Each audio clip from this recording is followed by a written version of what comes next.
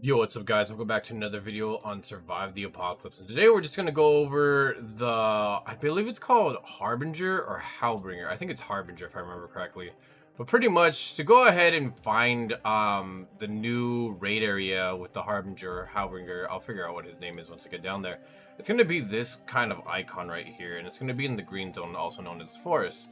And once you come down here, you're going to see that there's going to be a decent amount of zombies here. And he's going to be right there just vibing with his staff.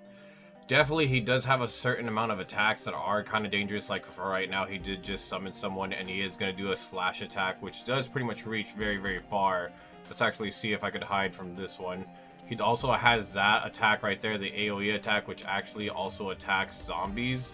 But not every zombie. It mainly attacks bloaters, also known as boomers, what I call them.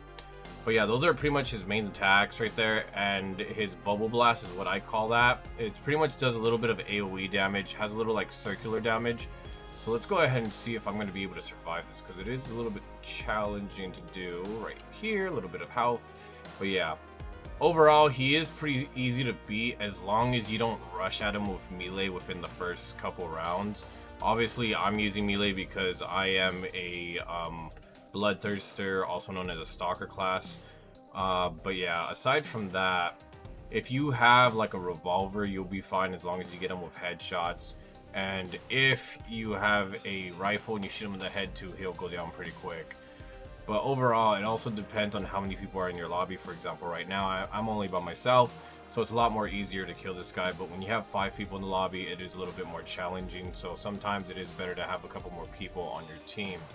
Once you go ahead and defeat him, you're going to have 2 battery packs, 2 metal maxed level 5 packs, and you're going to have 2 military grade chests. You're going to have 2 golden chests. You're going to have 2 of your gem chests, and the main crate right here, which can go ahead and give you a chainsaw, or it could give you the new crossbow, which does explosive damage. And overall, I will say this: the crossbow is pretty much, I want to say, a little bit more better when it comes to dealing with crowds of zombies compared to the flamethrower. Obviously, the flamethrower is pretty good and it does do burn damage, but I feel like the crossbow definitely does knock out a lot of zombies. Now, when it comes to like later days, when you have to go ahead and face him, his health does increase over time. I didn't even check what his name was. We're just gonna call him the boss of the forest. I just thought I'd never pinged him.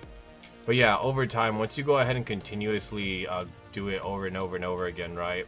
He is gonna increase his health, and just keep in mind too, the health variant, when the waves go higher, where the zombies get stronger, it also affects him as well.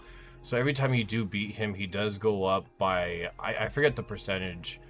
If it's the exact same like the last one, the experimental, it'll go up by 0.02 if I remember correctly.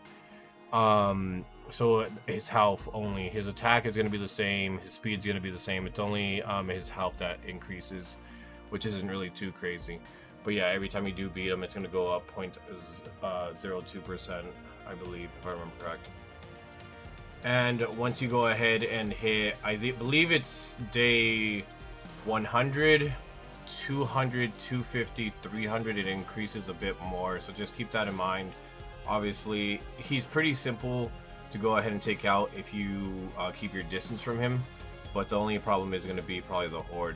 But yeah, that's pretty much it on that boss and that location. So once again, location is going to be right here. He does have a summon ability where he could summon a total of anywhere from 3 to about 15 zombies. Ranging from the zombie tree spirits, your screechers, he could summon brutes. I don't think he could summon boomers.